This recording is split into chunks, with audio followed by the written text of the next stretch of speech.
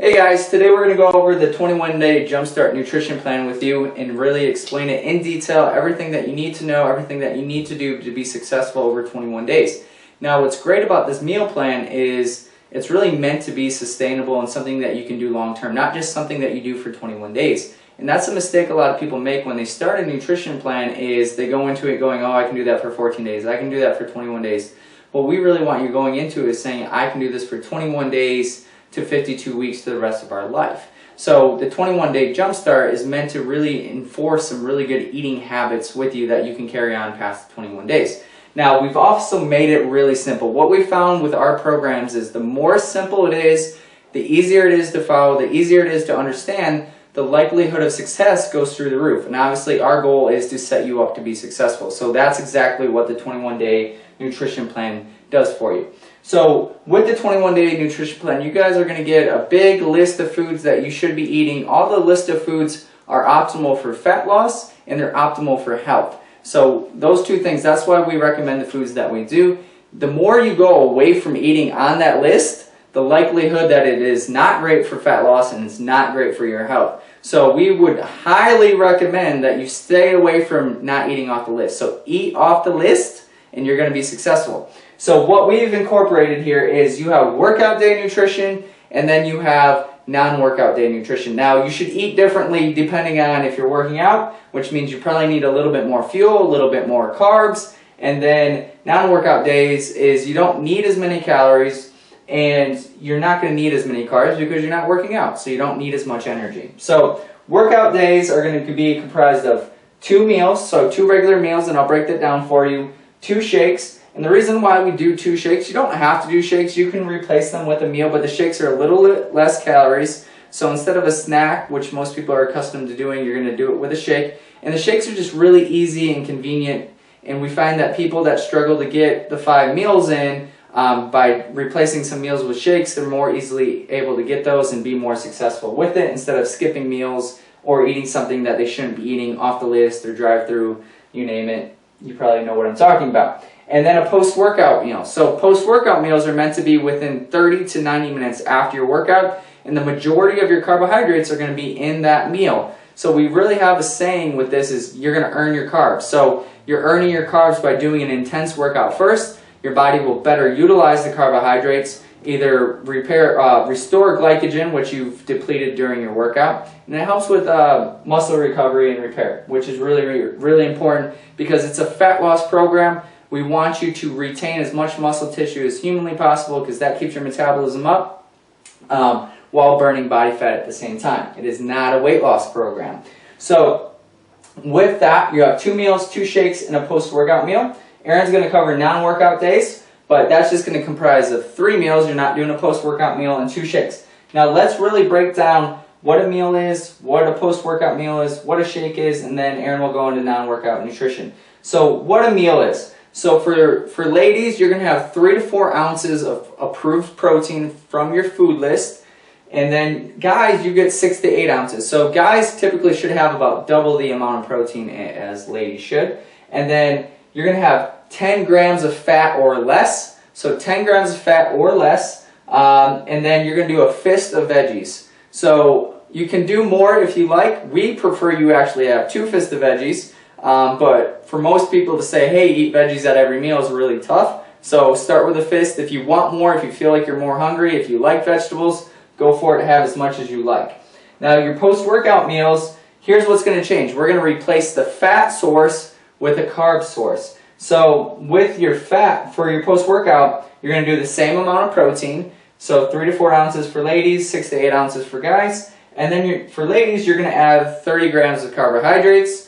And then for guys, you're going to add 50 grams of carbohydrates. And on the list, we'll designate pretty much what is a 30-gram serving, what's a 50-gram serving, make your life pretty easy. And then again, we still want you to eat vegetables. They're very important. So every time you eat, you're going to have some protein and you're going to have some vegetables. If you can really hone that in over the next 21 days and continue that on after the 21 days, you're going to be massively successful, just like our other clients who have lost 50, 75, and 100 plus pounds.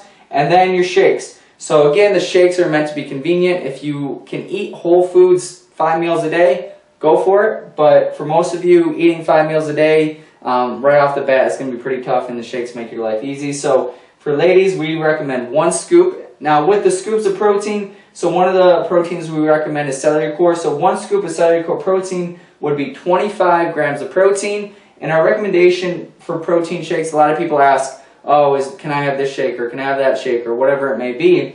Now, one of the reasons why we recommend celery core is it tastes great, and the profile is what we want from a protein source. So 25 grams of protein, and we really like to see 3 to 4 grams of carbohydrates or less. Now, when you look at the back of a nutrition label, a lot of proteins, some of them taste good, but they also have a ton of extra fat. They have a ton of extra carbohydrates and sugar, which we don't want you eating for obvious reasons. So make sure when you're looking at it, 1 scoop should be about 25 grams of protein, and then you shouldn't have more than 3 or 4 grams of carbohydrates per 25 grams of protein.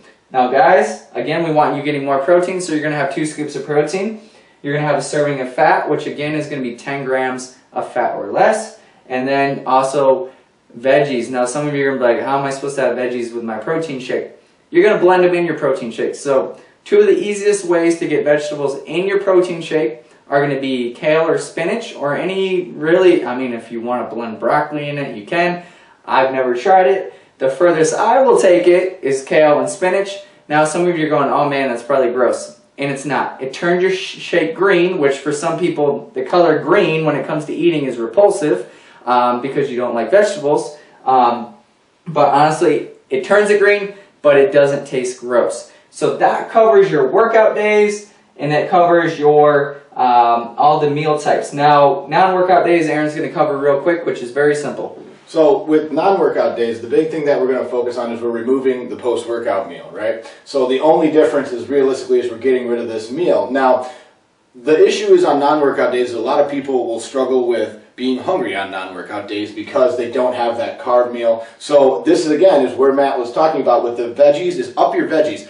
The other thing that you need to remember is when you're upping veggies, the veggies are the free veggies. It's not anything that's a vegetable on the list. So stick with the free vegetable list. Those are the veggies that we're talking about here. We're not talking about potatoes. Okay? Potatoes are a vegetable, but they're not what you need to be eating. Right. So if it's not a free veggie, that's not what we're talking about. Veggies are free veggies. So up it to 1 or to 2 fists if you need to. So for me on non-workout days, for instance, one of my meals is always a monster chicken salad because I can put a ton of spinach and kale in there and it will actually fill me up. So that's one of the things that I struggle with. And so if that's you, that's fine. Now the other thing that we want to go over is, again, you're only going to have 3 of these regular meals and 2 shakes. So you can mix your shakes in wherever you want. Preferably you would space them out, so try to have 3 whole food meals spread out throughout the day. That's optimal, but at the end of the day, if you're getting your 5 meals, 2 of them are shakes and 3 of them are whole food, that's kind of the name of the game so far.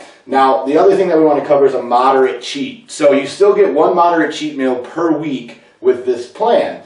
Typically, I always tell people, do your cheat at night, preferably your last meal of the day. And the reason I say is because if you have a cinnamon roll at 9 in the morning, the rest of your day is screwed. You are not going to be able to say no to a lot of those sugary foods because, again, that craving factor is going to go off in our brain, and it's very, very difficult to stay disciplined if you do it in the morning. I always recommend people do it at night, and typically for most people, if they're going to go out and have social interaction, it's at night anyway. So that's why we recommend you just do your cheat meal for your last meal of the day. And when we say moderate, what that means is not man versus food, see if I can puke all over myself. It is designed to be high carb, lower proteins and fats, and eat till you're full, satisfied, and that's it. Stop. Do not binge eat. That's not what we're looking for. You don't want to set yourself back 2 days by eating way too big of a cheat meal. It's designed to give you a diet break, a mental break, and allow you to refill those glycogen stores a little bit. Now, the only other thing that I want to cover with you guys really, really quick is just understanding that this is a process, right? So you're not going to be perfect at it right off the bat. The reason that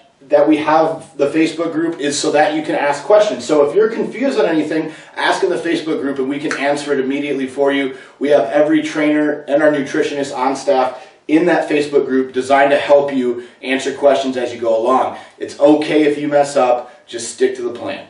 Now, with the cheats and eating out, I want to cover this real quick because this is the place where most people sabotage their diets, sabotage their plans, is they eat out way too much. Now, if you find yourself in a restaurant, it's very simple.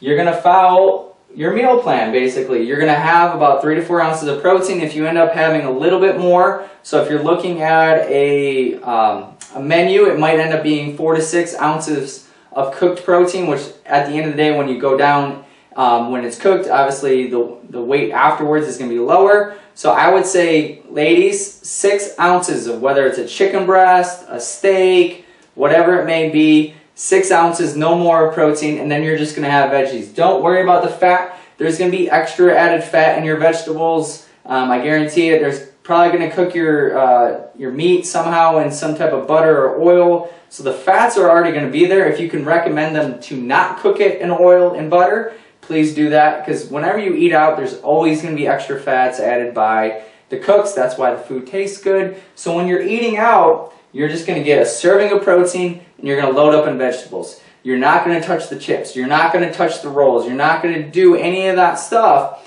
And the way you can be successful is look at a menu before you ever show up to a restaurant. If you show up to a restaurant, you're hungry, your blood sugar's low, most likely you're going to cave and make a bad decision. And the longer you look at a menu, you're going to tell yourself why you deserve to eat this food and how you've been working so hard, and a little bit here, a little bit there is not going to matter. All that crap that you tell yourself. It's going to happen. I know, because I tell myself that all the time when I go to a restaurant. I know what it takes to be successful. So when you get to the restaurant, already know what you're going to eat. But every restaurant you go to, they're going to have some type of protein, lean protein you can eat, and they're going to have vegetables. There is no excuse to go to a restaurant and go, oh, they didn't have anything I couldn't eat. That is a lie. And that's just, you can tell yourself that, but if you want to be successful, order the foods that you should eat. Now, that's also what the moderate cheat is for. So, you know, we want you to still have a life. We don't want you to feel like you're a slave to your diet. So go out, but save your moderate cheat for the nights that you go out. So typically we recommend Saturday night.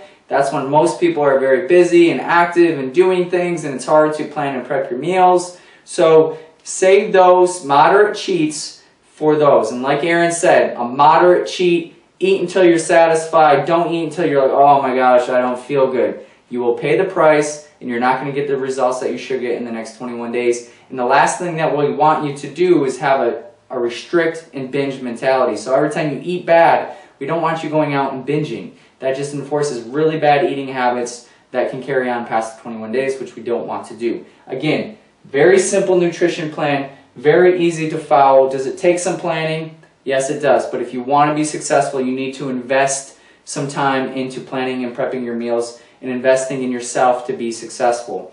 Now, the goal is 21 days, form those habits so that you can carry them on after the 21 days are over.